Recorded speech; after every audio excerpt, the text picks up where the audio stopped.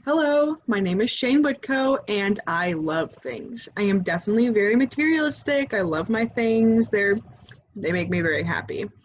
But being materialistic is not always bad. It is definitely how you value your items. And I hate seeing items being disregarded before they're used to their full potential, or when they have really no reason to be disregarded, when they could be used multiple times. I just think you're not valuing that item and you're hurting the earth. I try to respect the earth like I respect myself. And a zero waste lifestyle is definitely important to myself and the earth because it allows me to watch my spending habits, be able to reuse things, recycle things, and it's keeping me from putting more garbage onto the earth.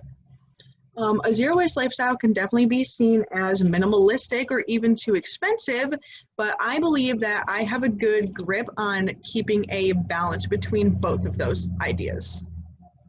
Zero waste is a lifestyle of making choices to prevent excessive use of resources and reducing waste that could be sent to landfills and incinerators, and also helping reduce pollution from production of products, transportation, and disposing of products.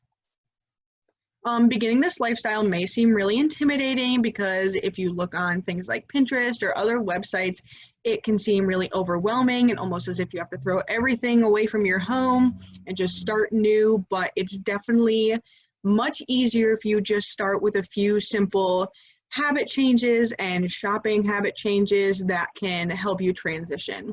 So 5 great ways and easy ways to begin are buying different types of items that may come in more reusable containers like glass jars, eliminating some of your disposable items like paper plates, plastic utensils, making your own DIY products like hand soap, dish soap, laundry detergent, fabric softeners, recycling everything you can. Most things are recyclable.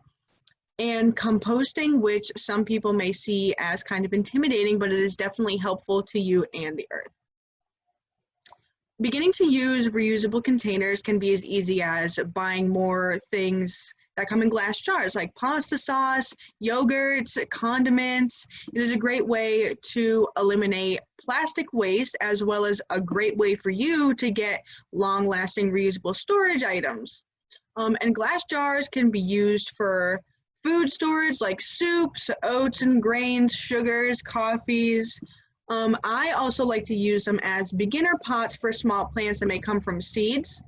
And companies like YoPlay offer reusable lids for their yogurts, the We yogurts. I always buy those because it is a great way to keep those glass jars out of the garbage, or if you're recycling them, reusing them for different storage is a great way to eliminate waste, and it's a great thing from the company.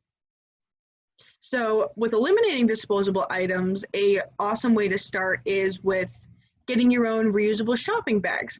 And reusable shopping bags can come in all different variants, like insulated cooler bags that you can use for frozen items, ice creams, frozen foods. Mesh produce bags are great, so you don't have to use plastic produce bags and then put them into your plastic shopping bag. And fabric tote bags, which are the most popular. These are typically seen in grocery stores, but they are also something that is awesome to bring with you to the mall or somewhere else that you would be getting back a plastic bag with your products. Recycling can be done with nearly every product: plastic water bottles, glass, paper, cardboard, and even clothing.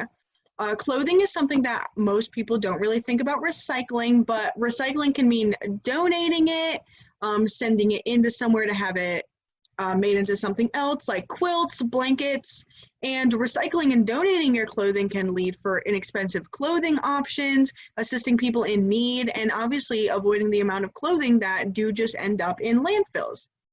Different organizations may request or want specific articles of clothing, shoes, socks, coats, hats, gloves. So that is also a great way to help out your community and eliminate how much garbage or waste you may be holding in your clothing that you're not wearing. Composting is definitely seen as difficult and intimidating or dirty, but it is a really great way to eliminate your food waste and also give back to the earth. Composting may be seen that way because some people may have these really fancy, expensive compost bins, but you definitely do not need an expensive compost bin. It could very easily be done in a hard plastic storage tote. So long as you're doing your research on how to keep it well circulated, what type of life forms need to be in there, different types of bugs and worms that are helpful and which ones are not. And if you're a gardener like me, it is a great way for you to get fertilizer using your own food scraps to their potential. And that way you don't have to go out and purchase more fertilizer that would come in a plastic bag. So you're reducing your spending and your plastic waste. Everyone has their own take on how to accomplish these tasks based on what works best for them and their lifestyle and their working habits.